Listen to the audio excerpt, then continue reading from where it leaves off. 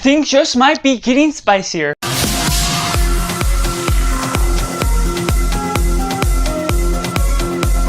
Hello and welcome to Cinema, where we focus on a film. I'm Josh, this is Simply Cinema. Let me know down in the comments below. Have you seen Dune Prophecy Episode 2, The Two Wolves? Do you like it? Do you not like it? Or is it somewhere right in the middle? I'm going to be keeping this spoiler free, what we get out of this episode, with vague spoilers, what's happening out of Episode 1, to sort of reiterate what's all going on and explaining my thoughts as a whole. So make sure to like this video if you enjoyed, subscribe if you haven't already, so you don't miss on any of my upcoming episode reviews for the Dune episodes, as well as you can check out any of my other Dune content here on this channel. But getting right into positives, first off, this continues to be a solid show that really unravels its mystery and heightens the experience that is going about along the way, with a great cast, a great cinematic reveal, what the directors, what the writers are pulling out of the book Sisterhood of Dune that this is based off of. And in my previous episode review, I mistakenly called Stanley Tucci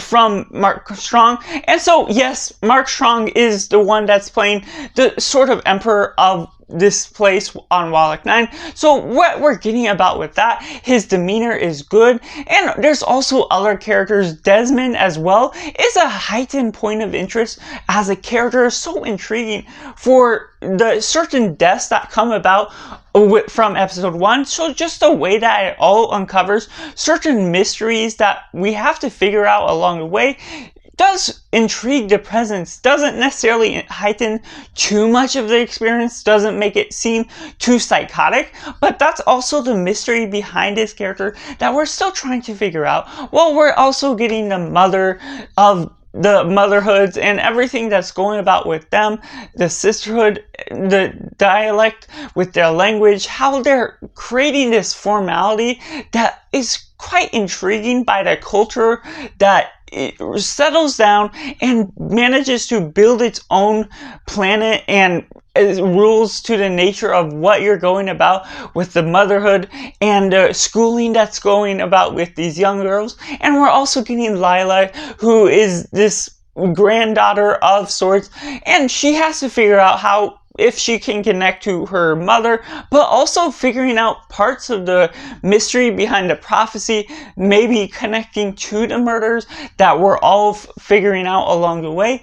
That also gets Desmond to this heightened part of the show, and he just becomes a key character that you don't necessarily know how much he will affect the future of what goes on with the Emperor, but he certainly has been involved with the treaties, how that has been playing into the royal marriage that has been ruined now that we're getting from the murders. So that just goes and creates this interesting tree that creates multiple different subplots that go about along the way, but the interconnected characters still manages to drive the story forward, gets me invested into what's all going on, not only because it surprisingly has a similar feel to the first Dune movies that are connected to Denis Villeneuve and making it have the same color, but also feeling like it has its own side of the story to tell 10,000 years before. Well, the year is kind of irrelevant to the feel of where this could be based off of, because we're still connecting it to the treaties as a whole and the Harkonnens, other things. The pieces come together while they're not completely separate. So just how we're balancing all that together still makes it feel investable enough, even though you're providing all these pieces that we know, the clues that lead up to what we get out of the Dune movies themselves. It doesn't feel like it's feeding us the same information time and time again. There's certain key words that are obviously addressed as part of the prophecy, but it's its own investful story that has its own voice to what you're getting out of the motherhood and how you're creating and diving deeper into the culture of the sisterhood, and what you're all getting out of that just becomes that much more something different to the taste and flavor of Dune as a whole without being too outside the realm of what you may be wanting as a Dune fan if you're invested into that at all. And leading on from that, we have great performances as well from Olivia Williams as well as Emily Watson, and what we get of her character as the main mother, the leader of the sisterhood, if you will. There's certain ideas, certain things that go about the way where she's sort of trying to be the lead of the house and trying to figure out how things are connected with Desmond and pieces of the puzzle that just don't quite fit together, as she's still trying to figure out the prophecy as well as connect Lila to what's all going on with the past, how it may be affecting the future.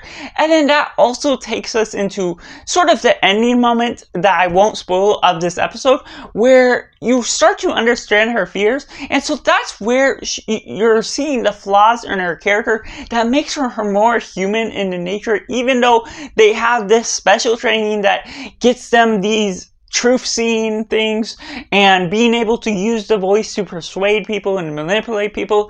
There's a hesitation in something that comes about with that can bring about a surprise with the relationship of how that will affect the future of who Desmond is, figuring out his role, and also figuring out Bela Harkonnen, how she'll ultimately figure out things along the way, even in the grand scope of this taking place so many thousand years before the Dune movies themselves. So getting right into the mix elements, if you weren't a fan of the first episode, this has a similar feel. It builds upon more of the mystery, so if the ending intrigued you, that's where it could get you a lot more hooked.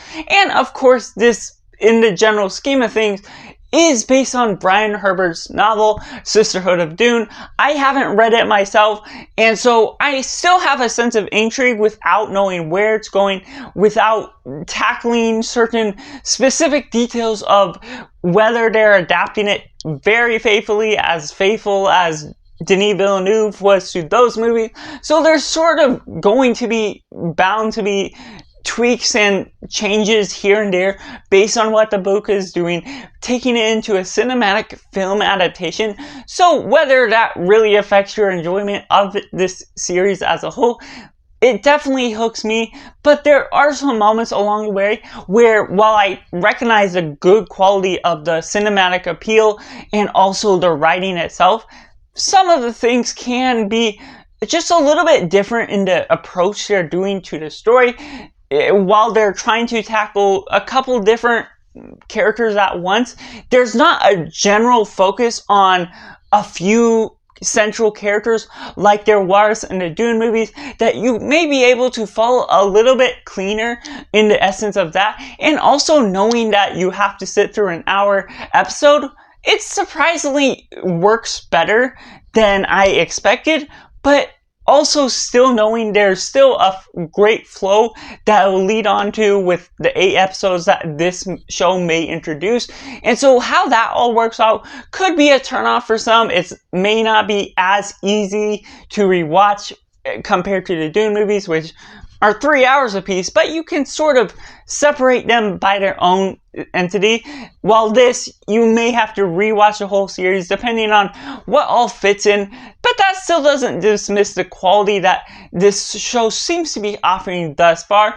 But that's just my personal review on Dune Prophecy Episode 2, which I have to rate as simply 7 out of 10. Let me know down in the comments below. Are you enjoying this show so far? Do you like it? Do you not like it? Or is it somewhere right in the middle? Make sure to like this video if you enjoy it. Subscribe if you haven't already to join in the film culture community where we talk about the love of cinema as a whole. You can check out my other Dune content, reviews of every movie that I have thus far, and I'll be continuing to review these episodes just as well, so make sure to do yourself a favor and go watch a TV show.